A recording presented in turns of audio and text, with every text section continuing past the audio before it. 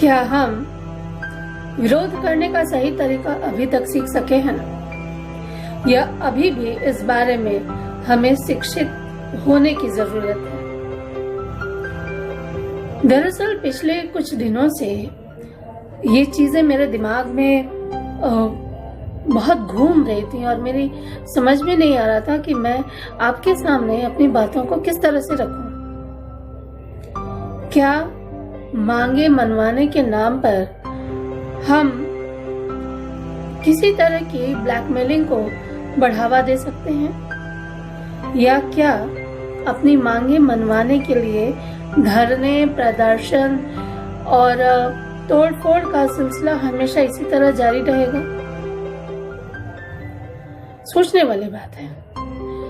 नमस्कार, रिपोर्टर दीदी ही हैं हम, लेकिन आज बहुत सोच में पड़े हुए हैं, क्योंकि हम जो करते हैं हमारे पीछे वाली जो पीढ़ी है वही सीखती है।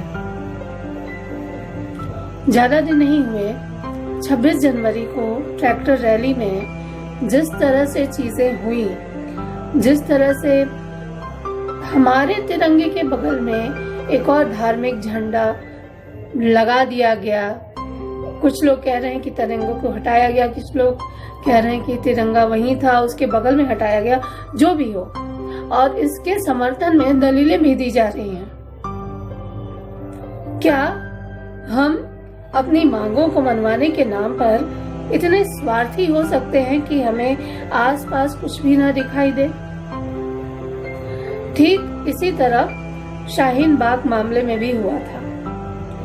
आप जब प्रदर्शनकारियों का समर्थन करते हैं तो मुझे लगता है कि इसके आसपास जो चीजें हो रही हैं उसको देखना बहुत जरूरी है।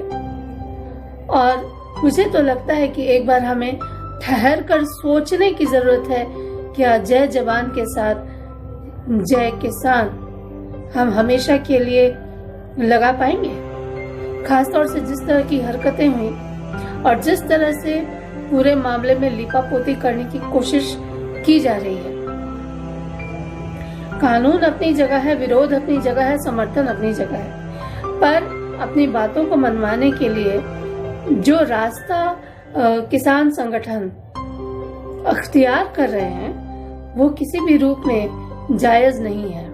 आप कहेंगे कि 2 महीने से वो वहीं पर बैठे हुए हैं, अपनी मांगे मनवाने के लिए प्रदर्शन कर रहे हैं, बहुत कड़ाके की सर्दी बर्दाश्त कर रहे हैं, लेकिन आपने 1 मिनट के लिए भी ये नहीं सोचा होगा कि उनके आसपास जो लोग, जो स्थानीय लोग रह रहे हैं, इनकी वजह से उनकी जिंदगी रुक गई है। क्या ये गलत नहीं है? एक तो शाहीन बाग वाले मामले की तरफ से महीनों तक वहां पे जो धरना प्रदर्शन हुआ उसकी वजह से वहां का व्यवसाय ठप पड़ गया, लोगों की रोजी रोटी पर भी असर पड़ा। और अब आप यही चीज किसान मामले में या किसी भी मामले में ला रहे हैं। खासतौर से 26 जनवरी के दिन जिस तरह से ट्रैक्टर रैली में हम सब ने देखा कि किस तरह सब नंगी तलवारें लेकर घूम रहे थे। हम सब ने देखा कि किस तरह से ट्रैक्टर रैली में जो प्रदर्शनकारी थे वो अपना रास्ता भटक गए थे या जानबूझकर उस रास्ते में आए थे। क्या उस दिन को चुनना और इस तरह की हरकतें करना ये किसी भी आंदोलन के लिए सही है? आलोचना काफी नहीं है। हमें लगता है कि अब ठहर कर सोचने की जरूरत है कि हम अगर विरोध कर रहे हैं तो विरोध करने का तरीका क्या होगा। आपने सरकारी संपत्तियों को क्षति पहुंचाई, स्थानीय लोगों का जीना आपने मुहाल कर रखा है, और ऐसा नहीं है कि सरकार बात नहीं कर रही है। आप किसी न किसी बहाने से उस चीज को थामे रहना चाहते हैं, और मुझे कहते हुए दुख हो रहा है कि कहीं ना कहीं ये अपनी नेतागिरी चमकाने की कोशिश है। ये नेतागिरी चमकाने की कोशिश में जब विपक्ष इस आग में जब घी डालता है तो बातें बिगड़ सकती हैं। आपको इस बात की परवाह नहीं हुई कि लाल किले पर तिरंगे के बगल में कोई भी तिरंगा फहरा के आपने विश्व को क्या संदेश दिया और आपने अपने देश की छवि किस प्रकार धूमिल की। ये गलत है। आपकी अपनी मांगे हो सकती हैं, आपका विरोध भी हो सकता है, लेकिन उसे करने का एक तरीका होता है। उत्पात अपनी बात को मनवाने का सही तरीका बिल्कुल नहीं है। मैं बंगाल से हूँ। बंगाल धरना स्थल है, रैलियों का गढ़ है और कई बार यहाँ पे तोड़फोड़ होती है, सरकारी संपत्तियों को नुकसान पहुंचाया जा सकता है, ऐसा लोग सोचते हैं। लेकिन आपने कभी ये सोचा कि इसमें जनता का ही पैसा लगा है?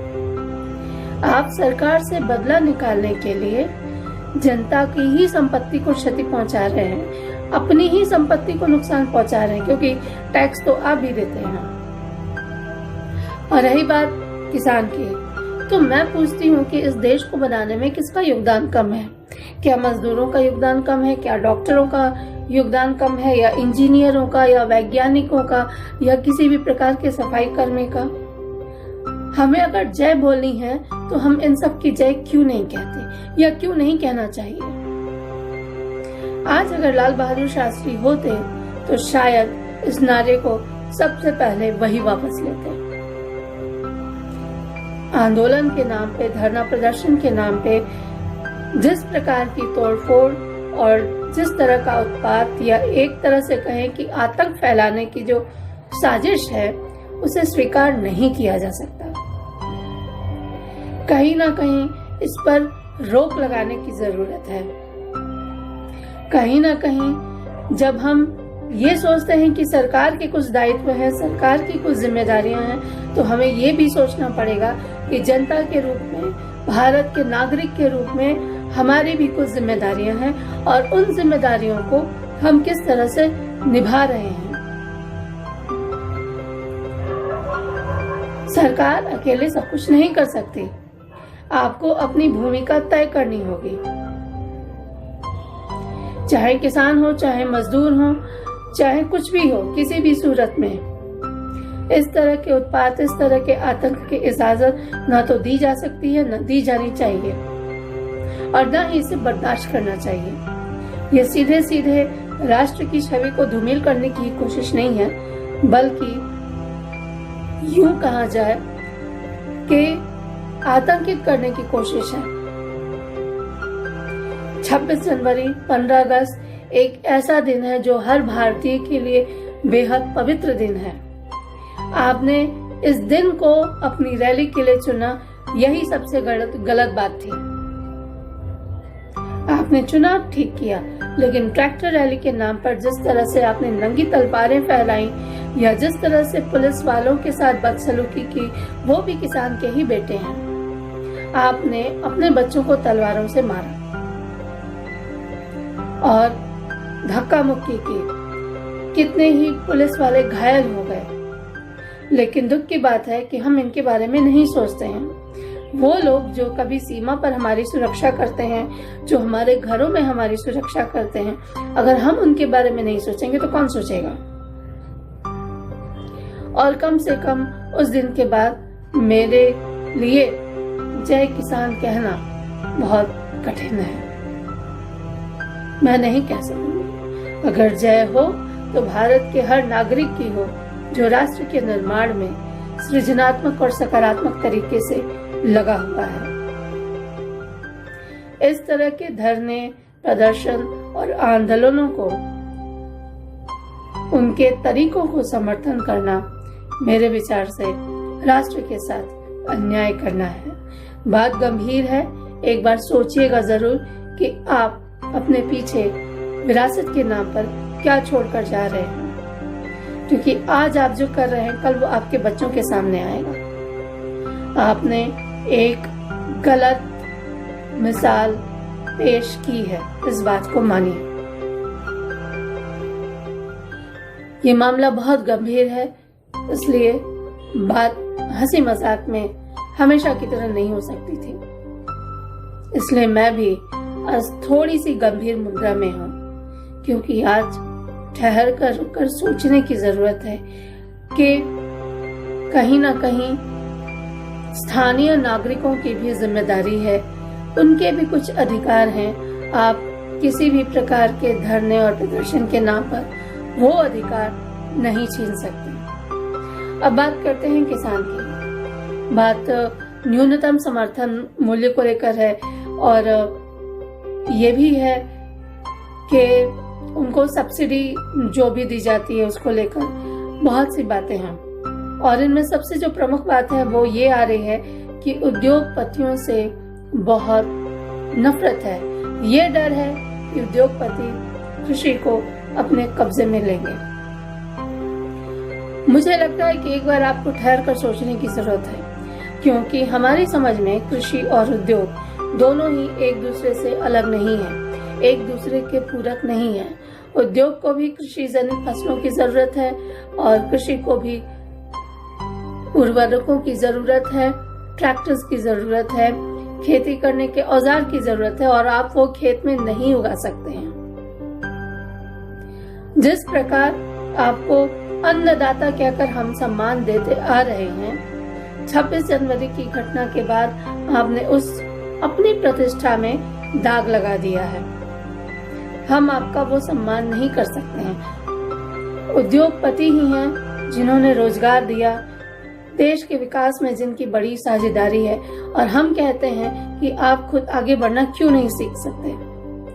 जिंदगी भर आपको सब्सिडी क्यों चाहिए? अगर कोई कमजोर वर्ग से आता है तो ऐसा क्यों है कि वो मजबूत होना ही नहीं चाहता? सुधार की जरूरत है। हम पिछले 150-500 सालों पुराने कानून को लेकर 21वीं सदी के 22वीं सदी के भारत का निर्माण नहीं कर सकते। आपको ये सोचना होगा। एक समय के बाद तो पक्षी भी अपने बच्चों को दाना देना बंद कर देता है ताकि वो उड़ना सीख सके। एक समय के बाद माता पिता भी अपने बच्चों को छोड़ते हैं ताकि वो बच्चे अपने पैर पर खड़े हो सके। और आप तो इतने निर्भर हैं कि आपकी निर्भरता को भी 75 साल पूरे होने जा रहे हैं। आखिर कब तक? आप आगे बढ़ने की कोशिश क्यों नहीं करते हैं? और मुझे जो लगता है कि इस देश में जो सबसे ज्यादा उपेक्षित वर्ग है वो मध्य वर्ग है। ये वो वर्ग है जो कर देता है और इसके बावजूद उसकी आलोचना होती है, और उससे भी ज्यादा हमारा जो उद्योगपति वर्ग है, जो उद्योग जगत है, वो है। इस देश के रोजगार सृजन में, इस देश के कारखाने के निर्माण में, इस देश की कृषि की फसलों की खपत को लेकर भी जिसका बड़ा योगदान है, इसके बावजूद आपको उनसे तमाम शिकायतें हैं। आप उनके द्वारा बनाई गई कंपनियों में काम करते हैं, आप उनके द्वारा बनाए गए फ्लैट्स में रहते हैं, उनके द्वारा बनाए गए मॉल्स में रहते हैं। ये जो मजदूर हैं, हम इन पे क्यों नहीं बात करते? सफाई कर्मियों के जीवन को अच्छा बनाने के लिए हम क्यों नहीं बात करते? एक वैज्ञानिक को लेकर हम बात क्यों नहीं करते? एक इंजीनियर को लेकर बात क्यों नहीं करते? एक शिक्षक को लेकर बात क्यों नहीं करते? मुझे लगता है कि जय जवान जय किसान बहुत अच्छी बात है, लेकिन हमने जरूरत से ज्यादा सम्मान दे दिया है।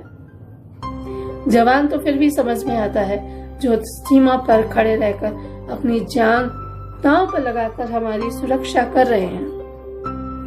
तो जय जवान तो हमेशा रहेगा, लेकिन जय किसान बोलने से पहले अब हमें ठहर कर सोचने की जरूरत है कि किसान आंदोलन के नाम पर जिस प्रकार की घटिया राजनीति हो रही है, जिस प्रकार देश का अपमान किया जा रहा है, देश की छवि को धूमिल किया जा रहा है, क्या हम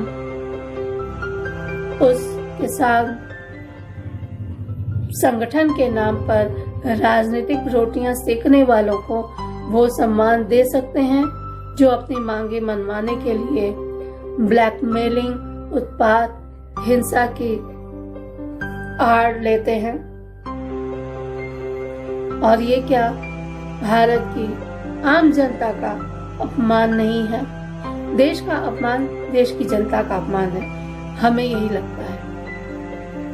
आप एक बार ठहर के सोचिएगा। धन्यवाद।